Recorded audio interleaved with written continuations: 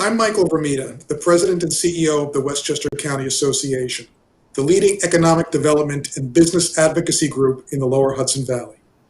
Welcome to the latest edition of Business Insights, our exclusive content collaboration with West Fair Communications, publishers of the Westchester County Business Journal and Fairfield County Business Journal. Before we get started, a special thanks to the Westchester County Association's Platinum sponsors, who make this event programming possible. COVID-19 poses an unprecedented challenge to our regional economy. At the same time, the post-pandemic environment presents an opportunity to identify our challenges and refocus our priorities as we build towards a stronger future. At the pandemic's outset, the WCA convened a post-pandemic working group comprising some of the region's most dedicated professionals. In order to address these issues, we will shortly be issuing our post-pandemic working group strategic report, which will identify 4 foundational pillars of economic recovery, together with targeted initiatives designed to achieve material and tangible impact. Now, one of the clearest pathways of enhancing smart growth and rebuilding our economy is by harnessing the power of public-private partnerships. At their best, these are economic accelerants, and they can act as force multipliers for our regional recovery. Nowhere is that more apparent than in New Rochelle, where our local and county officials are working in collaborative partnership with businesses and private developers to reinvent and reinvigorate the city, bringing jobs, growth, and opportunity. Today's program features the leading players in that successful endeavor. Now I'd like to turn things over to our moderator, Peter Katz, longtime business reporter at West Fair Communications, who will introduce our panelists and get things going. Thank you very much, Michael, and it's a pleasure to be here for this exciting event. Exciting because I'm going to take something that's very often bandied about as almost a cliche, public-private partnership. And I hope we'll give some meaning to it and perhaps set the stage for you to become involved in public-private partnerships to the benefit of not only the public, but also your private businesses. And let me introduce our panel today. First, we have David Garten of RXR Realty. Now, David is the Senior Vice President of Environmental, Social Governance, and Infrastructure at RXR Realty. Welcome, David. Great, thanks for having me.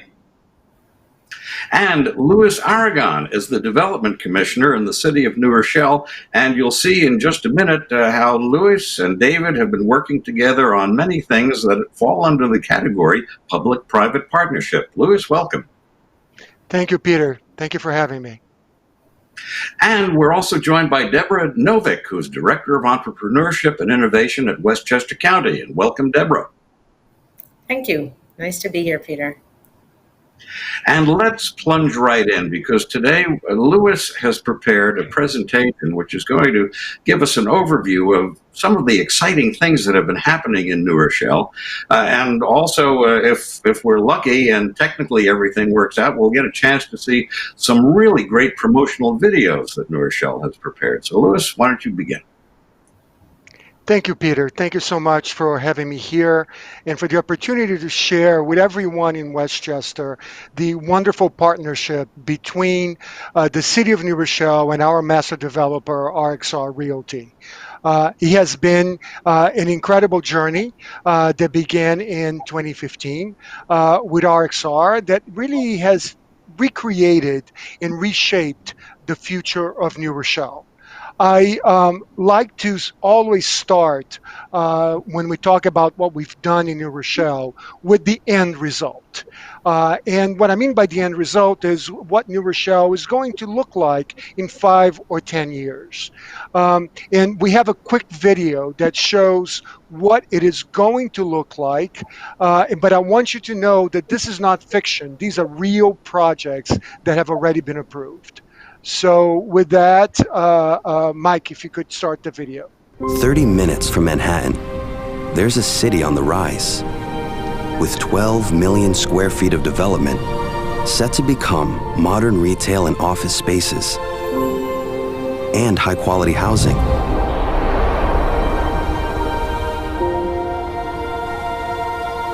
with energy-efficient designs in the heart of a thriving downtown.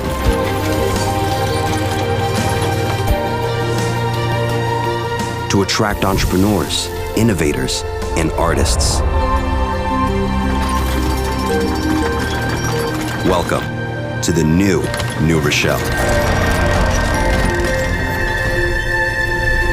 Your city outside the city.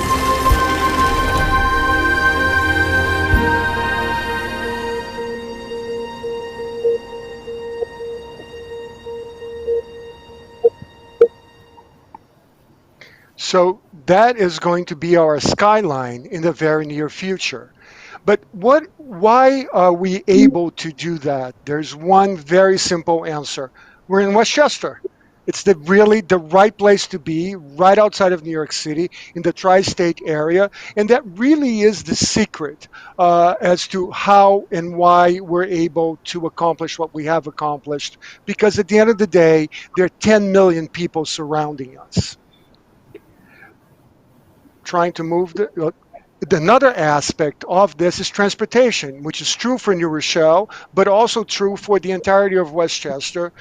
In New Rochelle, we're lucky enough, I always try to take credit for this, but it's really not because of me. We're going to be connected to both Penn Station and Grand Central. The tracks happen to split in New Rochelle, and in essence, we're going to become Grand Central North in Westchester. So in preparation for reaching out to the private sector, because we knew that in order for us to accomplish what we needed to accomplish, it had to be a plan that was grounded in reality. It could not just be a plan that a bunch of civil servants like myself put together. He had the business world had to understand it and embrace it. So we did all of the studies that we normally do in order to accomplish this, but we did one thing that I think was really crucial to get the community to buy into it. We partnered with Columbia University, the Urban Design Lab, and we had about 100 PhD students descend upon New Rochelle, and they created this wonderful report which showed to New Rochellians what we could be, what New Rochelle had the potential to be. And that is really what opened the minds of New Rochellians. And I think that in many ways also helped RXR and the private sector understand our potential. So the next step was we wanted to show to the community that we were not changing that entire city, because honestly, who wants their entire city to change? We really focused on explaining that we only wanted to change 3% of our entire footprint, which was our downtown. So that is really was a really a great way to approach the community and say, let us do these changes here, and that would help finance everything else that we need to do in the rest of the city. And I'll talk a little bit more about that down the road. So that's when we issued a request for expressions of interest, and we're lucky enough to have RXR respond. Thank you, David. And it is with them that we put together a plan for the development of 12 million square feet of new construction, which includes, already approved by the way, 7,000 new residential units, hotel rooms, office space, and retail space. So I have to admit that it's going much faster than we expected. And also have to say that occupancy of the buildings that are now leasing have exceeded all expectations. Now, the key thing that we accomplished in doing this was one very simple word: certainty. The goal here is to create certainty for the investor. We created standards for agreements within the downtown overlay zone, and we created benefits that developers knew to expect. They know exactly what to expect from us. There are no negotiations. It's very clear as to what they're entitled to. And I think, David, you agree with me that this was key in attracting investment. Absolutely. Absolutely.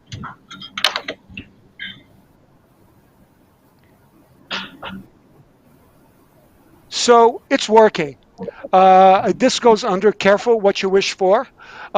We have 32 projects currently approved, some more in the hopper. 6 projects are completely. We have, believe it or not, 11 concurrent construction sites. 7,000 residential units, which have more than 1,000 affordable units in them. So it's really exciting to see the cluster of projects and how it's shaping the future of our city. One thing, Luis, just to add in to your point on certainty. Right now, we're all operating in a world that is really uncertain.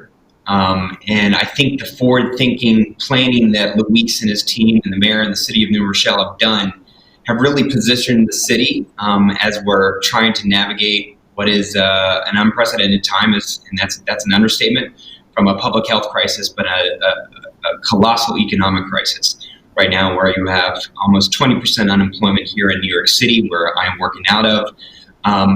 Their forward thinking, their planning, thinking ahead of time, has really positioned New Rochelle in many ways, Westchester County, to recover in a way through this economic crisis than if they hadn't done this in the past. So it's by no means a certainty, but in terms of that recovery, but definitely in a better position than it was if they didn't do it. Absolutely.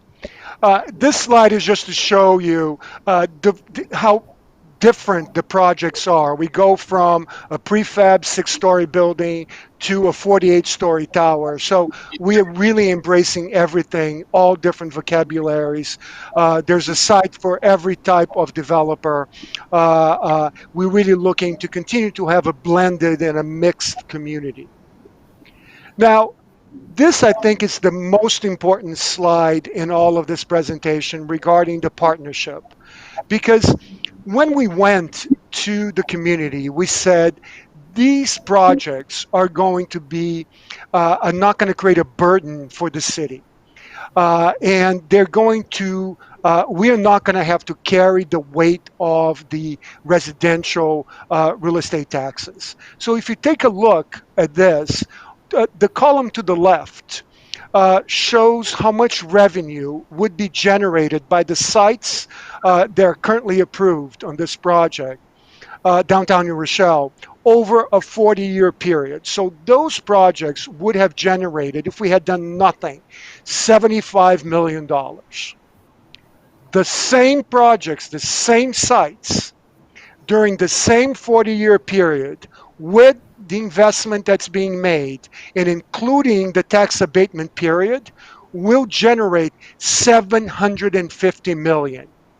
So it's a jump from 75 million to 750 million.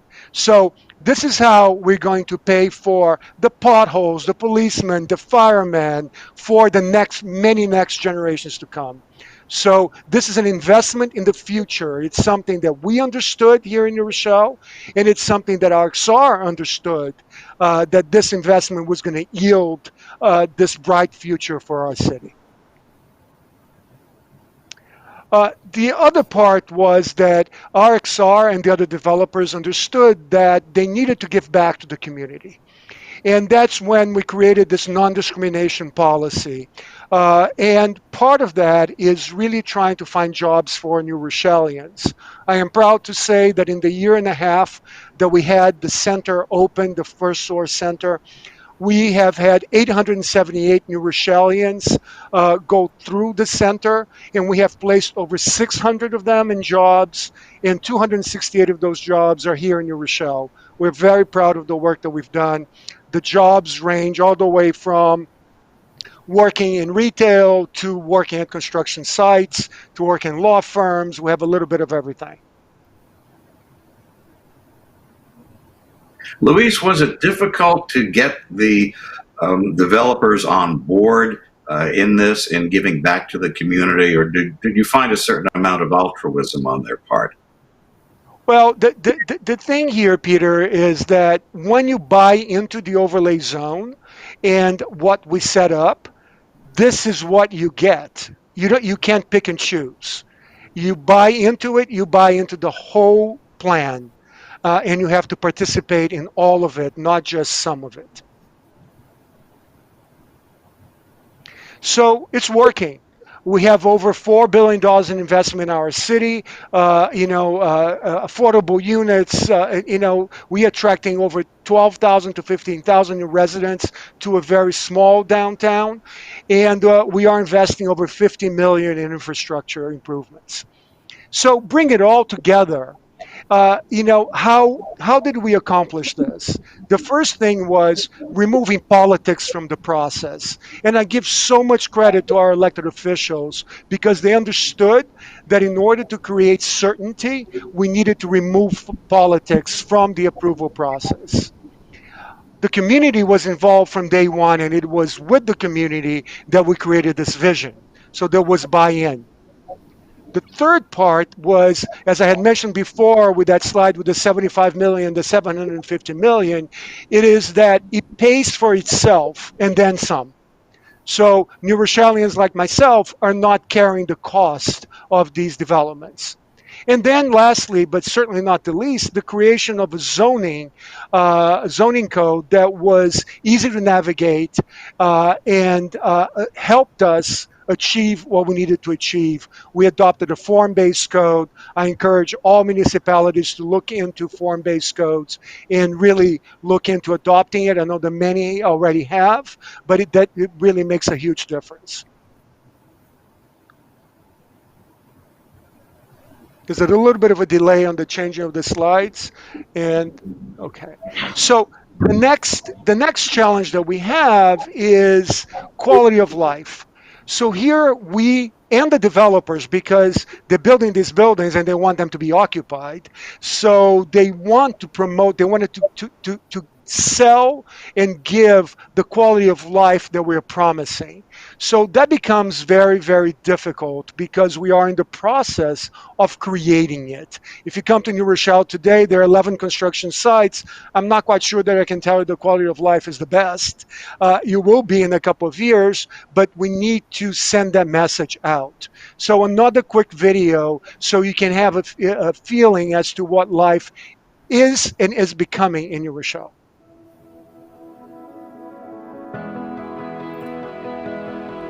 30 minutes from the heart of New York City is a place surrounded by parks, woods, trails, and miles of waterfront. And downtown is just down the block. A place to live where you feel most alive. A place where small business is anything but small. And where you don't have to starve to be an artist. A place where eating local means Caribbean, Italian, South American, Asian, and Eastern European. And where your nightlife is around the corner from your day life. 30 minutes from Manhattan is a place to call home. Experience the rebirth of downtown New Rochelle, your city outside the city.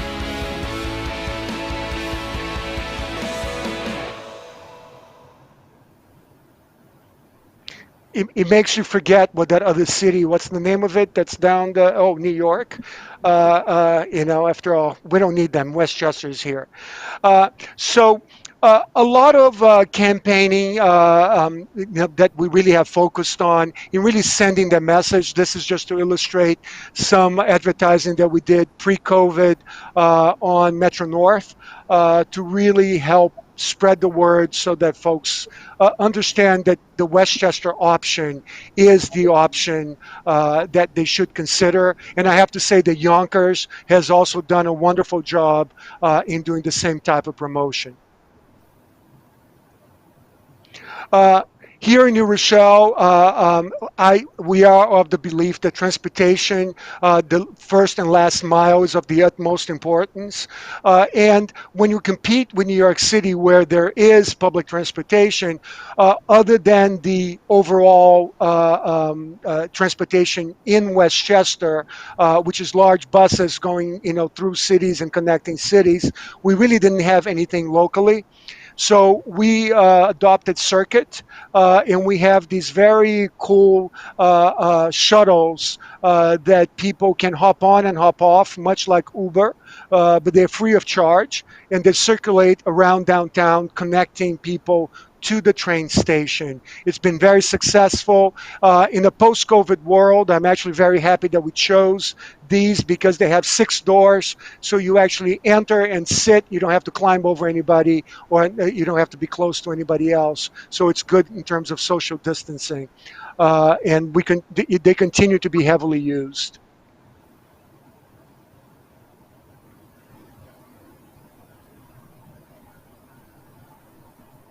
Mike, the slide is not changing. I'm sorry, can you change it? Okay. Uh, uh, Creating open space is also a huge challenge for us. There's not a whole lot of space. We're so densely developed. And working again, public-private partnerships, we are redeveloping and re-envisioning open spaces. This year's Anderson Plaza, this is a partnership with Walden Balter and L&M. And they're completely redoing, redesigning, and reimagining the space so we can be better utilized by New Rochellians. Next. Bike and ped planning, so important. Creating a friendly and safe pedestrian linkage. What is shown here is a connection to the train station that connects to a pedestrian bridge that we just opened that cuts over I-95, creating a safe pedestrian connection between the train station and our developments. Next. Our train station, so wonderful, such a beautiful building. We have really focused on investing in the train station so that people, when they commute into New Rochelle, they have a good experience. We have completely redone the station, all the way from bathrooms to restoring it to its original colors on the exterior, and we're now putting signage. We put art on the interior. We have created a co-working space on the second floor, and this was in partnership with the county. We have new cohorts coming in. It's really changing the whole vibe of the train station, in a place where we really want millennials to feel at home. Next. We're back to bike and ped planning. We are now embracing scooters. I can't wait. We're now before council to get scooters approved so that we can bring that mode of transportation to our city as well. Next. Now, the link, it's something that I wanted to mention because we're so proud of it. That was a $10 million grant that we received from the governor. And we able to, to re-envision a highway that was created in New Rochelle and it was never finished. I call it the Highway to Nowhere, Memorial Highway. And we are repurposing it and creating a linear park. Next. What you see is on the top is Memorial Highway as it is today, and what will be in the near future, where people can just come out and enjoy. I think that the High Line is nothing compared to us. Not that I'm competitive at all, but this is going to be really fantastic. Next. And here's just an overview of what the link is going to do. And this is connecting developments in downtown to our affordable housing cluster to, the business district and right by the hospital, of course. Next. So that's it. So, I mean, in summary, this is really an accomplishment that I am so proud of, but I can't say enough that this could have not been accomplished without the help of RXR and our other partners. What we didn't include here is a program that we now have, and we are working, this is in partnership with RXR, which we call Rebound New Rochelle. And we're giving grants to businesses. I have just signed off on 25 grants that we're giving to different businesses, ranging from 10,000 to a little bit more of that, depending on the application. But we have a pot of money that was between our own funds and RXR funds, and we're so happy to help businesses during this period where it's so important to help them rebound, for them to stay afloat. So with that, back to you, Peter. Well, Louis, I wanted to ask, does the city itself place great importance on the public-private partnership in bringing developers in? I mean, you can expect as a large city in a county like Westchester that developers are going to be interested. But what is it, what kind of attitude is it that the city has, and what does the city offer to attract developers? And then also, perhaps, David, you could jump in on the same thing. What are the particular elements that have caused RXR to go above and beyond just putting up buildings and moving on to some other community? David, let me just start, because it is, to me, it's two things. One, we're open for business, and it's not just a cliche. We mean it. We are here, we're open for business, we want to work with developers. And the second element is certainty. We created a framework where developers know exactly what to expect. There are no surprises, it's very transparent, and they know what they're getting themselves into. Wouldn't you agree, David? Yeah, no, absolutely. There's some factors, inherent factors with the New Rochelle that make it very appealing. As Luis mentioned, the proximity to New York City and the access to Metro North via the train, soon to be in Grand Central and Penn Station, a walkable downtown, a diverse city, a city with a lot of history. But really one of the biggest factors, one of the key factors in terms of attracting development is not only the certainty that Luis spoke about, but leadership and having the vision. And that was key in developing that kind of certainty. So you have all those sort of inherent advantages of New Rochelle. And in New Rochelle, like many sort of suburban downtowns, some of those downtowns have seen better days, right? As through the 60s and 70s, as people became more mobile with cars and had less sort of a de-densification. But now the market is looking for those sort of live, work, play communities. And as I mentioned before, given what the city did and the process that they did in 2015, and the work that we did with them, has positioned them in a way to continue to move forward, not only through this current economic crisis, but continue to grow. So hopefully the downturn won't have a severe impact. And keep in mind, New Rochelle was the epicenter of COVID here in New York very early on. And we'll see how that recovery goes. And so far it's been great. Now you mentioned sort of our role, or why do developers want to take sort of this play a role in this public-private partnership. I think the word that you used was altruistic. I actually, when you think of a successful public-private partnership, and you mentioned it has to be more than just a building, right? We're a long-term investor in New Rochelle, so we obviously want to find a really great space and put up a really great building and lease it up as quickly as possible. But that's kind of short-term thinking. If you really want to be a long-term investor and you want to see the long-term investment pay off, that includes not only caring about the individual project that you're working on, but it's the community that you also want to be a part of, and try and make sure that you build stronger communities. We believe that we're actually a stronger community, a stronger company when we have a stronger community. And so that not only means working with Luis and his team and the mayor and the city administrator, It's working with a variety of different groups and continuing to work with groups, not only through the approval process, but throughout development. As Luis mentioned, there are 11 buildings that are going up in construction right now. While many people will think that all 11 are ours, they're not. But at the same time, we have to continue to work with the community through that construction period. And then when it's over, when we're operating those buildings, we still, it's incumbent upon us to care about those issues, not just that affect RXR directly, but those issues that affect RXR indirectly. So I'll just give you an example when it comes to the coronavirus.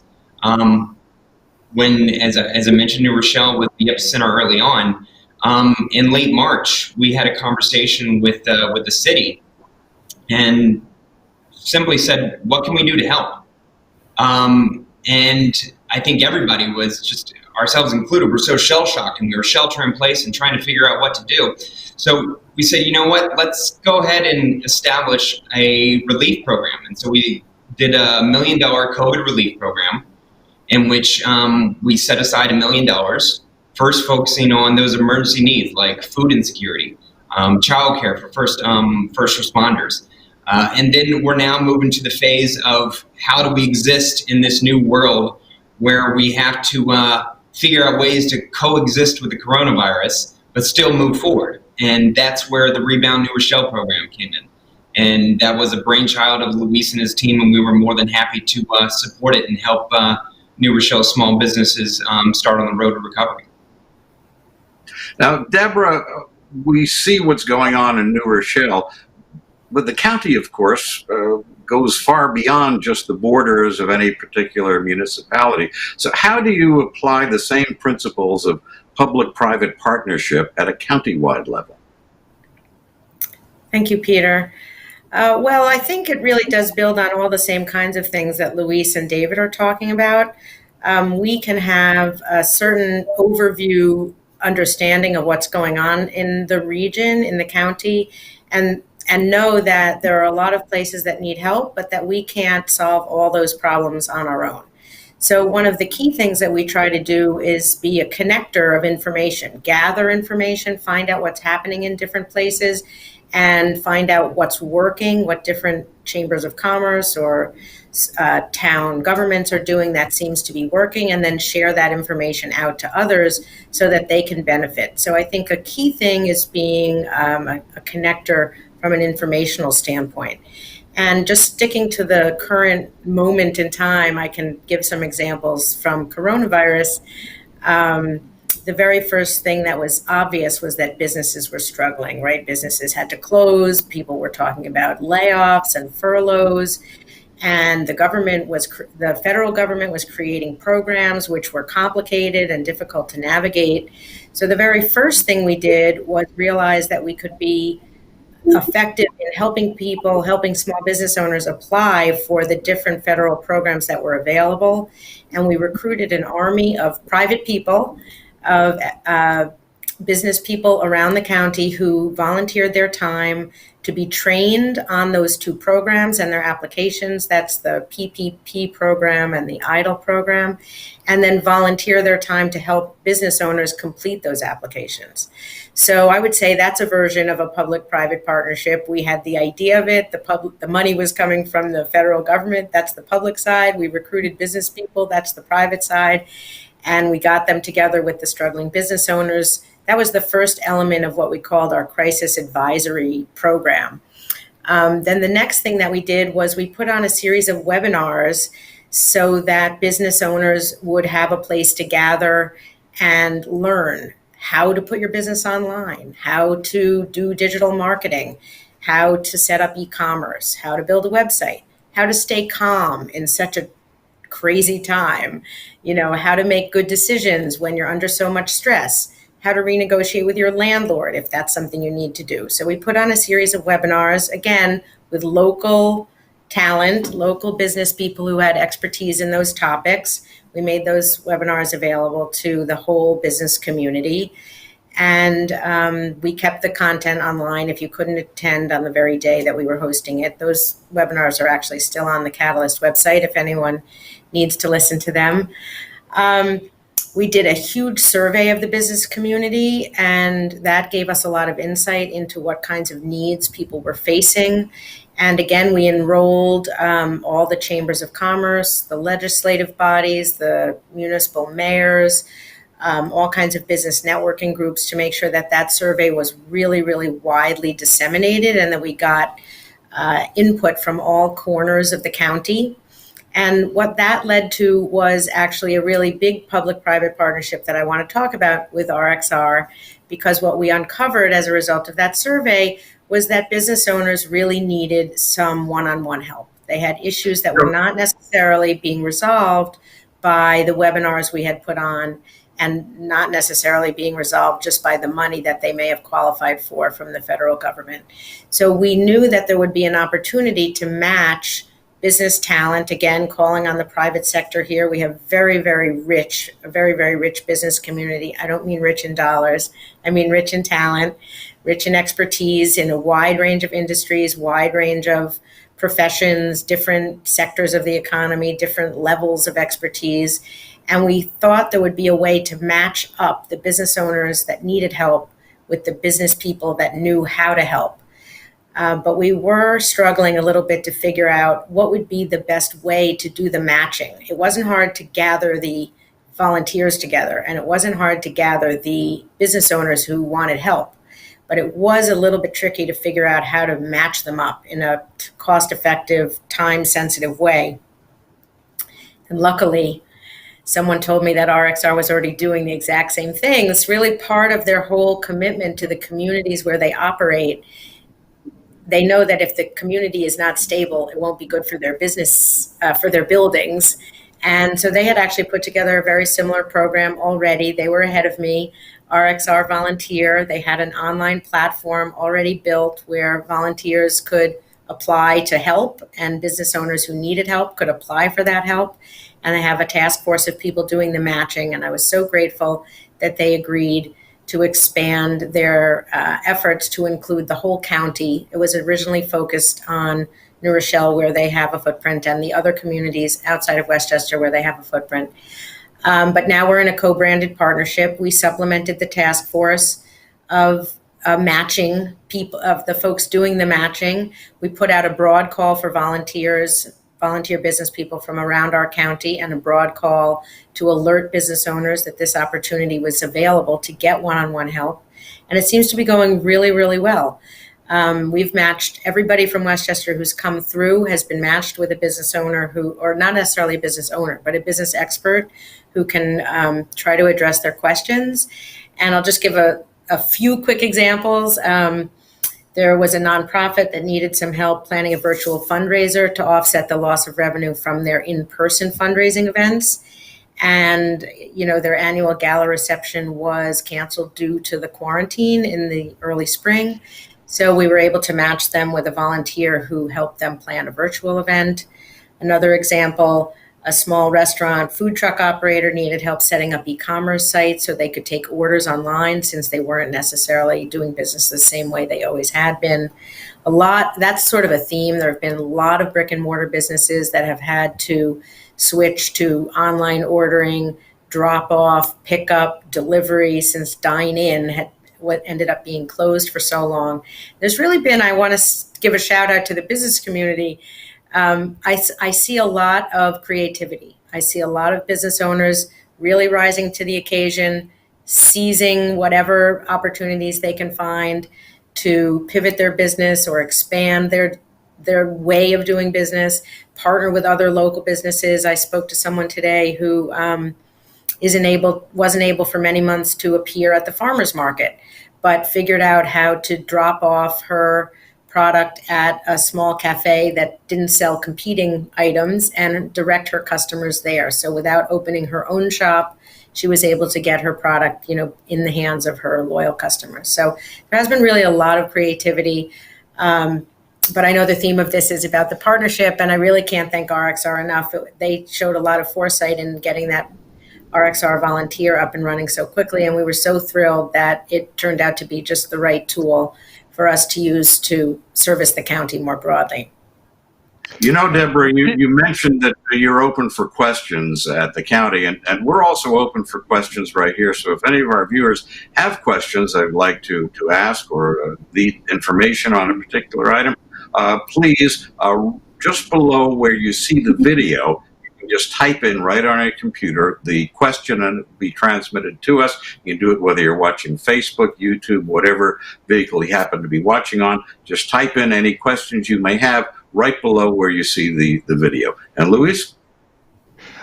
Peter, I just wanted to add something that I think it's important as a follow-up to what Deborah said. I'm so proud of the work that we've done here in New Rochelle together with RXR, but we need to really understand that we don't exist in a vacuum. We are part of the County of Westchester. And I have to say that if it wasn't for the public partnership between the city of New Rochelle and the county of Westchester, we couldn't have accomplished what we have accomplished. I mean, County Executive Latimer, John McDonald, all of the staff there has been such an incredible support in guiding us down this path. And not only with them, but also partnerships with other cities and sharing information with other cities and really brainstorming with them as to how we can redirect and reposition the entire county. The Westchester County Association has been an incredible resource for us, as has the Business Council of Westchester. And it's all of us together that are working toward achieving these ultimate goals. So I don't want it to appear that this is a New Rochelle thing, because we are not alone. We are part of a much larger team, and we can only succeed as part of that team. Well, the question, of course, is how do you expand that? How do you reach out? How do you involve, let's say, a mom and pop business or a small size developer or a large office operation that happens to be in the county? How do you reach out and create public partnerships there? Anyone want to tackle that?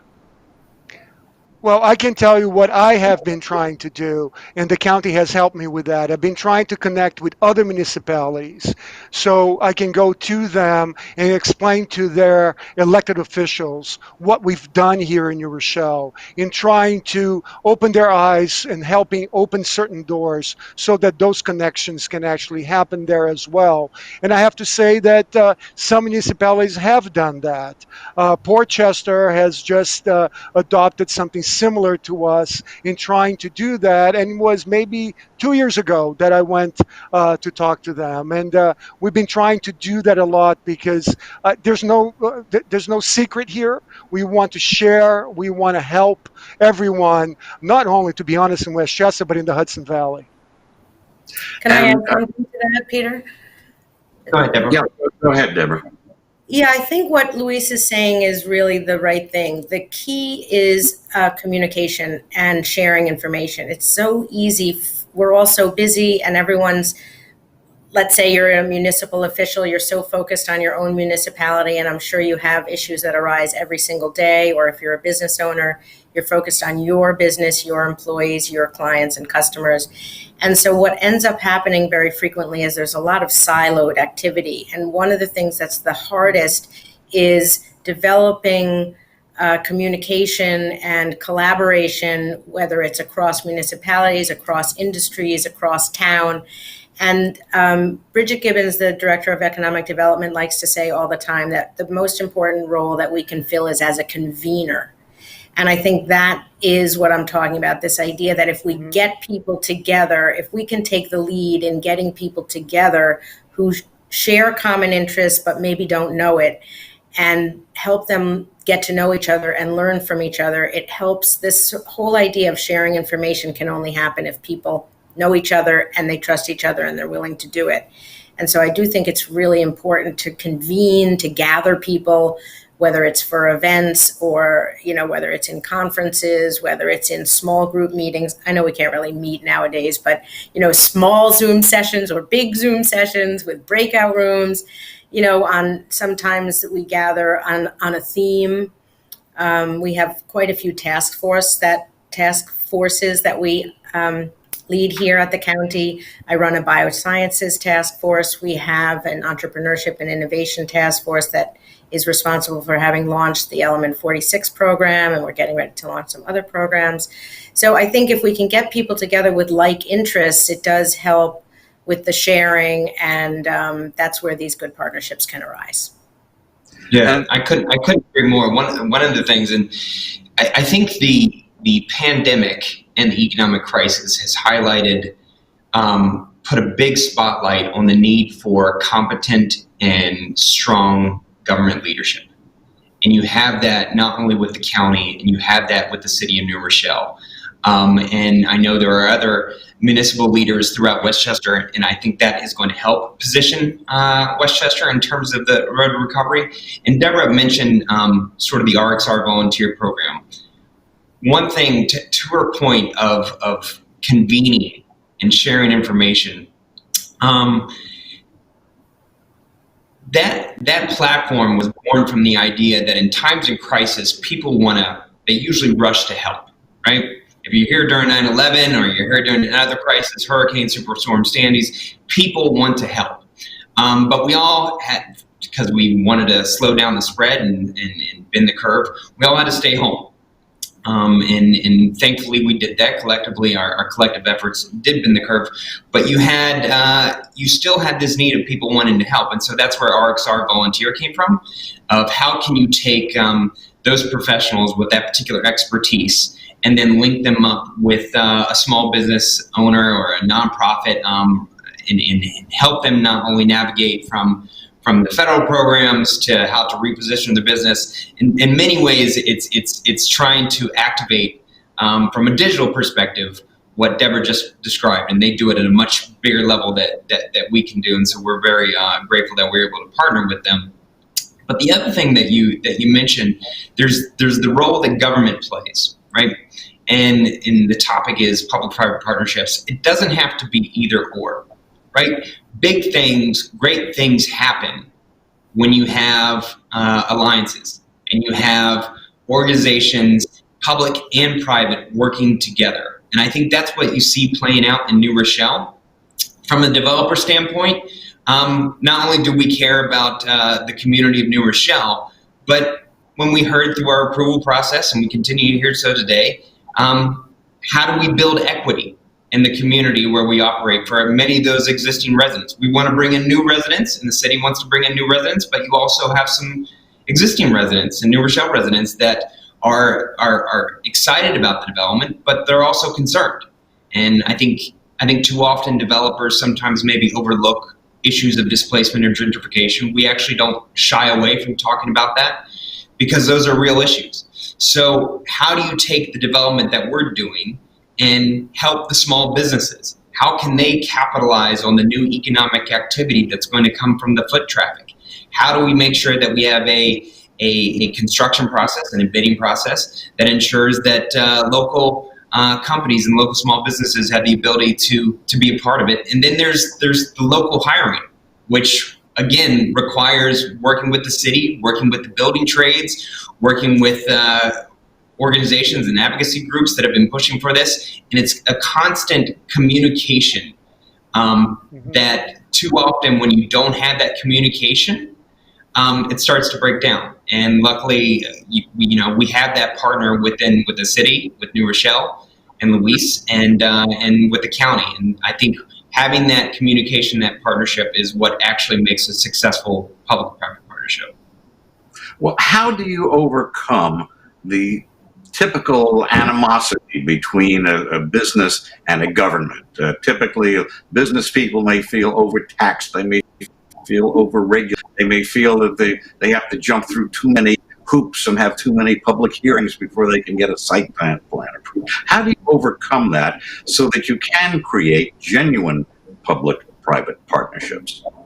So I can go ahead. You want to take a stab at it, and I'll go ahead? No, I just want to share what we did here in New Rochelle. At the very local level, we actually created a position internally called the Business Ambassador. And the business ambassador does just that. She is the link between our businesses and government, helping, explaining to people what needs to get done, how it gets done, holding their hand, walking them through the process. So it's a good experience and not a bad experience. That has proven to be very successful here. David. Yeah, the other thing, look, from the private perspective, we're a for-profit company.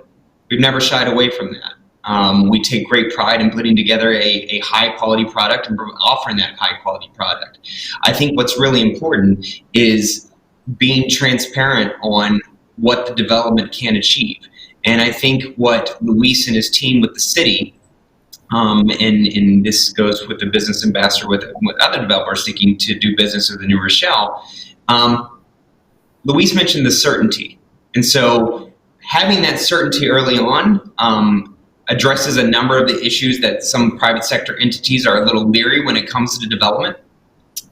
But when you have that conversation and that transparency and openness of what is the city trying to achieve, what is the private sector trying to achieve, and then you have that discussion and that negotiation of how do you get that alignment, and ultimately you figure out how the win-win. It's not an either or, it's a win-win. And as Luis outlined in his presentation, it is possible, but it takes a lot of time and effort up front.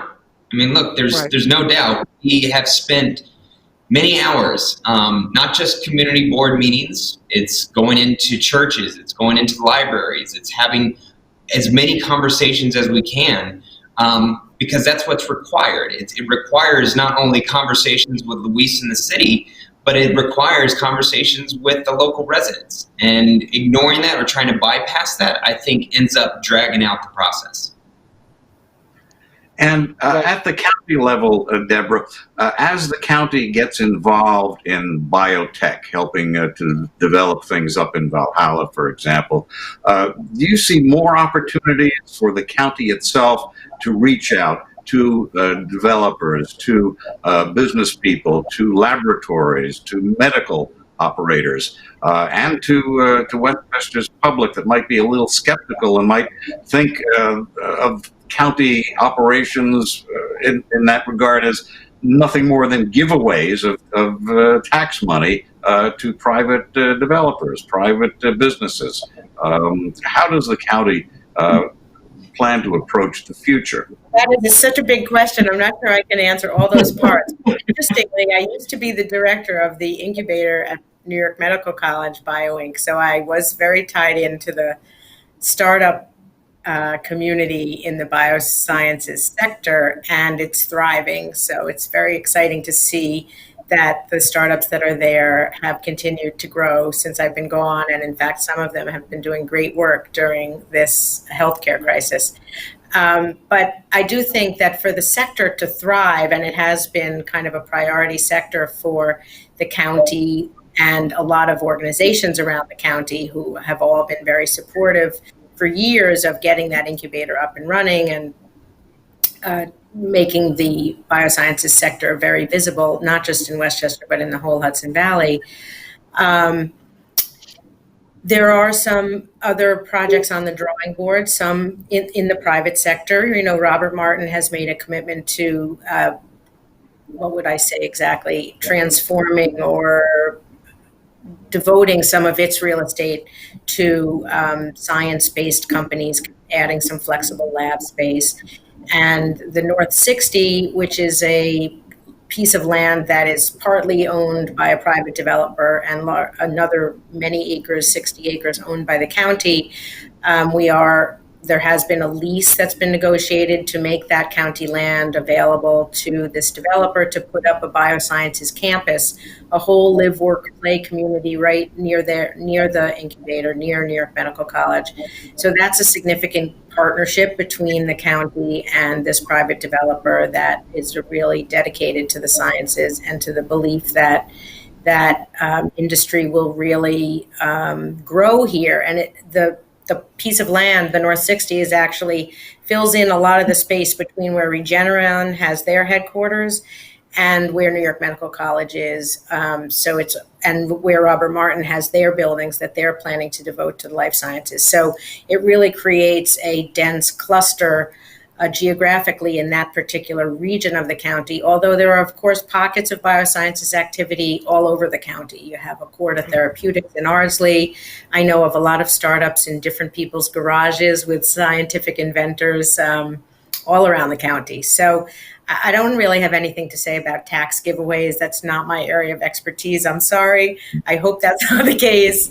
But I do think that the life sciences and the biosciences are really a great sector for high quality jobs that fit in well with our highly educated workforce and really be a diversification of the local economy that'll put Westchester on the map. So that's all I can say about that.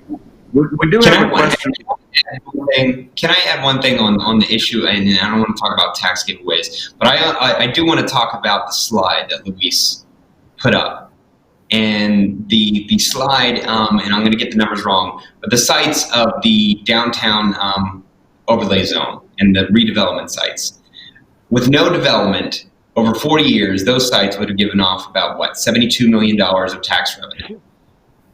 With development, it's now, what, 650?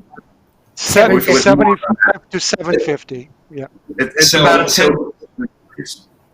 So thinking about that, if you think about that from the standpoint, right now, government coffers, and we're hearing it from the governor, and we hear it from every single municipal leader, we hear it from the city, they are in dire need of federal assistance, right? In dire need of just assistance in general. It's because that as those coffers have gone down.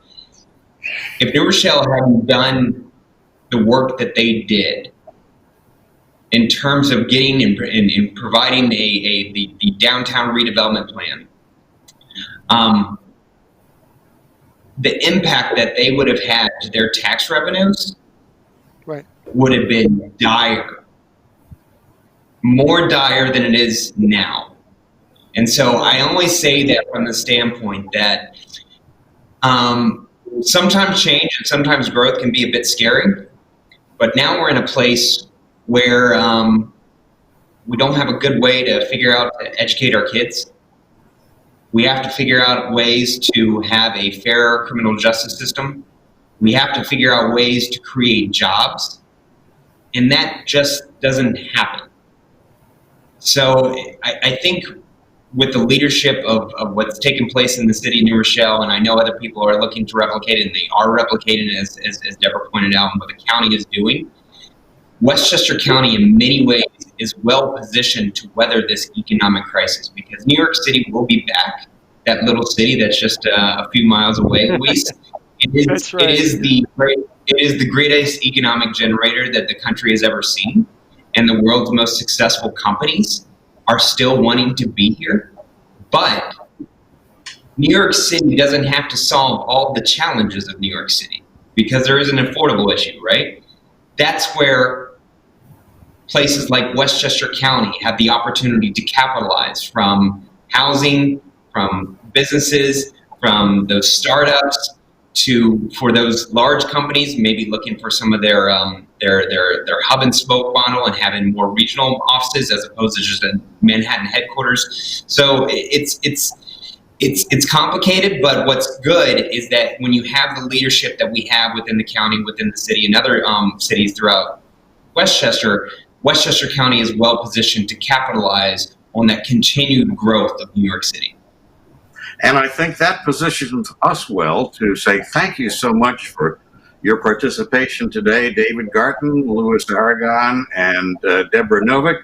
I'm Peter Katz from Westbury Communications, and on behalf of the Westchester County Association, let's take a moment and thank the Platinum Partners who have made this possible.